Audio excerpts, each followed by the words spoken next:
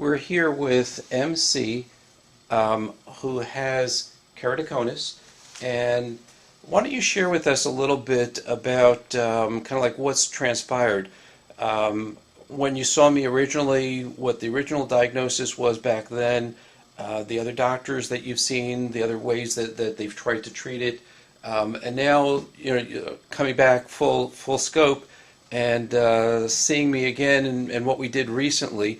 So it's kind of like you're telling the story. Okay, we were in contacts for a long time, I guess since I was in high school, and I was going through different lenses. First the regular soft lenses, and then I was with the toric lenses, which kind of is just for astigmatism. And I was having a problem towards a certain point where my vision was getting worse and worse. So I was looking around for a different doctor, just to get a second opinion on the diagnosis.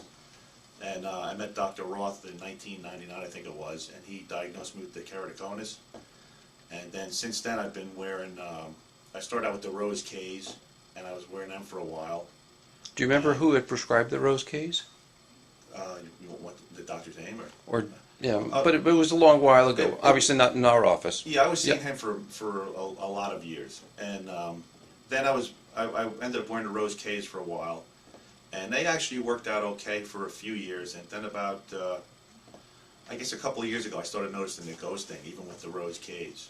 So then eventually it progressed a little bit worse and a little bit worse, and just recently, it's about 6 months ago, I decided to get a second opinion again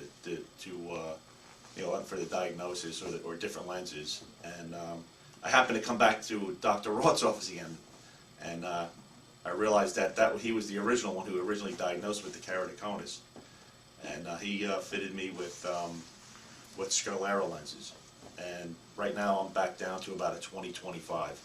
So that's awesome. Yeah. And well, the most recent doctor that you had seen prior to coming back to our office, what was the problem with those lenses? He prescribed me the scleras too, but he started out with the really, they were huge. They were like 17 millimeters, and what was the problem with that? They just got uncomfortable, and I noticed too they were just the size of them. I think they were part of the problems too, is they're rubbing up against the inside of the lens, and they would always get like that. That's the like a buildup. Yeah, like that white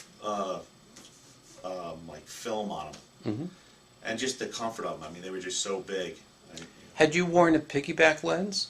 And yeah, he actually tried it with he tried with the piggyback lenses for about a year.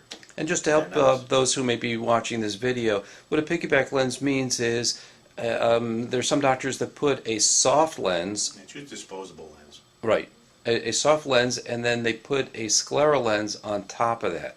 And the problem with that is that when we have two different layers, because we've got two different contact lenses, then it doesn't allow as much oxygen to go through, and then the cornea, the front part of the eye, gets starved for oxygen.